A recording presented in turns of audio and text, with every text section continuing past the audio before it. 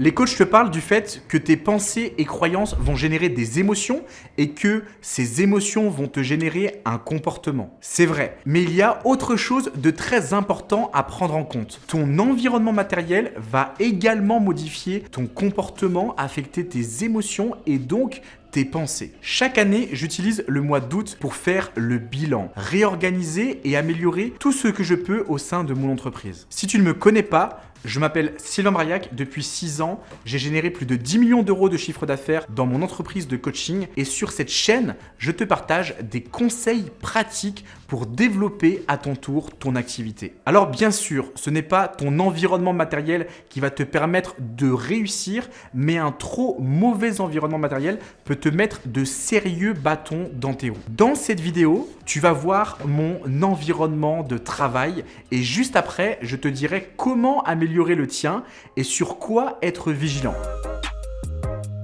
Allez, yes, c'est parti, visite de mes bureaux, suivez-moi. Yes, on est dans le hall d'accueil. Comme vous le voyez, j'ai un petit porte-manteau pour mettre quelques chemises. À ma gauche, on a les toilettes. Bon, je pense qu'on ne va pas forcément les visiter, c'est pas intéressant. Et là, on arrive sur un espace de vie avec un petit canapé et aussi un coin cuisine. On mange très souvent ici pour garder de l'efficience. On va avoir aussi une terrasse un petit peu plus loin qui est sympa. Finalement, ce coin-là, c'est surtout pour le déjeuner, pour partager un moment convivial, pour faire notre petite pause. Ensuite, on arrive directement ici sur une salle de réunion. Je vous laisse rentrer directement.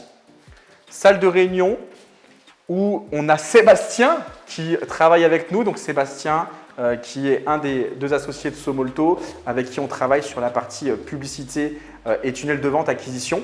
Cette salle de réunion, elle est intéressante parce qu'on peut être jusqu'à 8 personnes. Donc, on peut faire le brainstorming avec l'ensemble de mon équipe. Là, on est le 10 ou 11 août.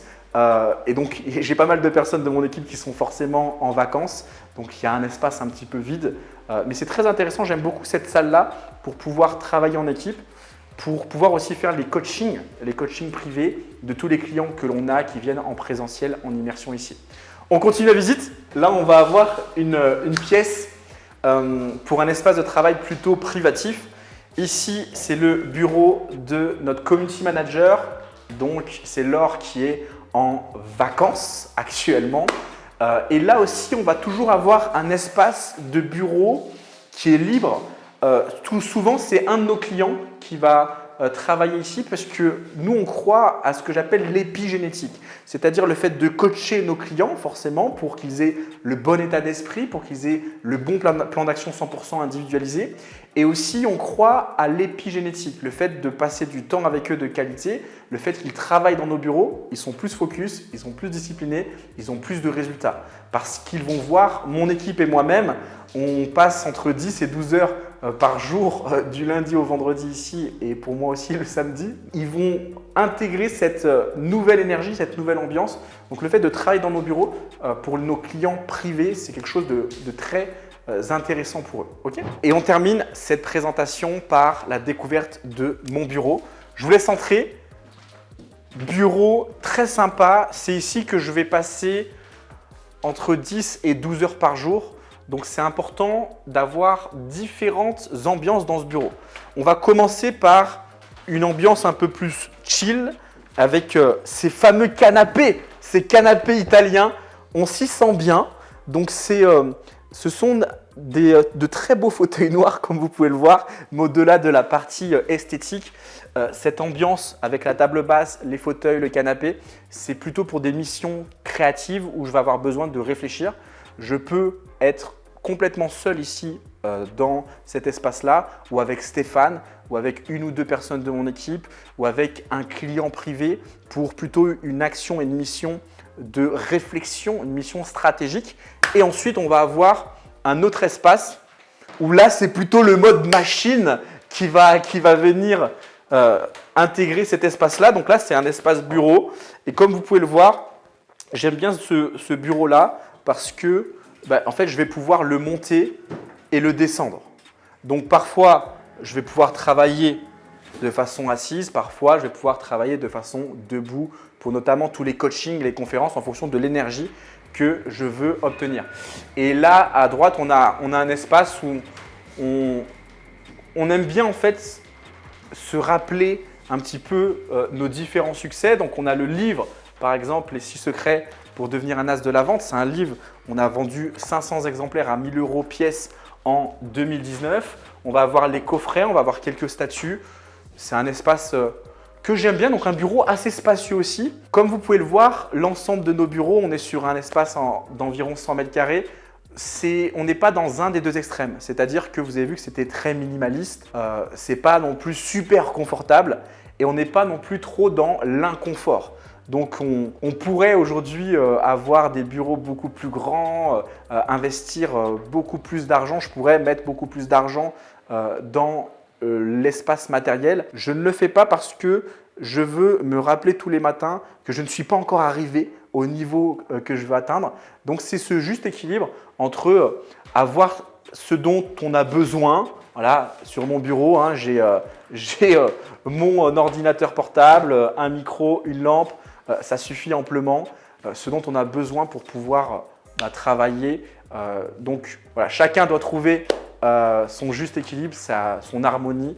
Et en tout cas, j'espère que vous avez apprécié cette visite très rapide. Quand j'ai revendu ma première entreprise, j'ai beaucoup travaillé en tant que digital nomade. Je voulais être libre géographiquement. Et l'idée finalement de pouvoir me poser où je veux avec mon MacBook était sexy sur le papier. J'ai travaillé depuis le Mexique, depuis l'Estonie, Dubaï, les États-Unis, beaucoup d'endroits différents dans le monde à partir du moment où j'avais une connexion Internet stable. Mais au fil du temps, j'ai compris que le fameux travail d'où tu veux et quand tu veux était un mythe. Oui, cela est agréable, mais faire cela t'amène à te fixer aucune règle. Or, si tu veux scaler ton entreprise, si tu veux aller jouer à un autre niveau, il te faut fixer des règles du jeu. Ce n'est pas pour rien que l'un de nos programmes d'accompagnement phare s'appelle Game Changer. On fixe ensemble les nouvelles règles du jeu pour atteindre les objectifs financiers de nos coachés, de nos clients. Ces 5 dernières années, à force de pratique et d'observation, j'ai découvert comment créer un environnement de performance. Alors, comment définir quel environnement de travail est bon pour toi? La première étape, c'est d'abord de te connaître, de savoir finalement dans quel environnement tu es performant. Qu'est-ce qui t'inspire et qu'est-ce qui te fait vibrer? Certaines personnes ont besoin d'un cadre bureau corporate, d'autres travaillent très bien dans les avions, les hôtels ou les aéroports. Il faut finalement se comprendre et se connaître. Et pour cela, il n'y a pas 36 façons de faire. Tu dois d'abord expérimenter un maximum de choses. Pour ma part, avec mon expert comptable, on s'est rendu compte d'une chose assez surprenante. Lorsque l'entreprise fait le plus de chiffre d'affaires, c'est quand je suis systématiquement en France dans des bureaux physiques et fixes. Avoir ses propres bureaux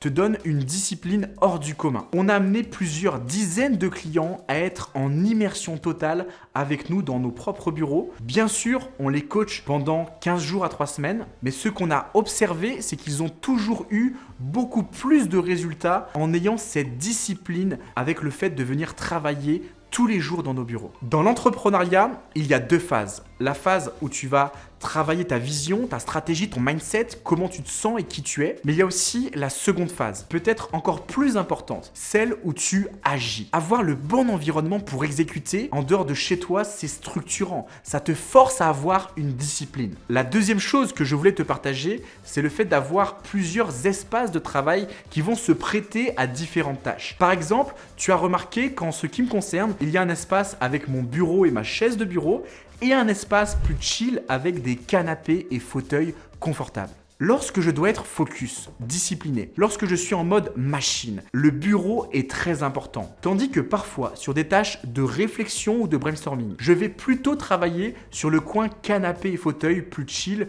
plus léger, qui me permet d'être plus détendu et créatif. Même si tu n'as pas beaucoup d'argent aujourd'hui, tu dois faire le minimum requis pour travailler dans un bon environnement en fonction des tâches que tu as besoin d'exécuter. Plus ton entreprise se développe, plus cela devient un investissement d'investissement. C'est pour cela que je te mets vraiment en garde contre le télétravail. Rien que dans le mot, il y a télé. Tu travailles, mais tu sais que ta télé n'est pas si loin. Quand je vois des entrepreneurs faire passer une partie de leur loyer en frais d'entreprise, cela me fait sourire. Oui, tu gagnes à court terme, mais tu te réduis à penser à gagner petit. Les entreprises perdent entre 20 à 40% de chiffre d'affaires par manque de focus uniquement. Et pour preuve, je peux te citer tous mes clients. Certains sont parfois en pleine réunion Zoom, mais font autre chose en même temps. Comment est-ce qu'on peut être performant et ambitieux avec cette attitude? Chaque lieu, chaque environnement possède sa propre énergie. Ton lieu de couple, ton lieu intime n'est pas l'endroit où tu vas réellement développer ton entreprise. Ton entreprise,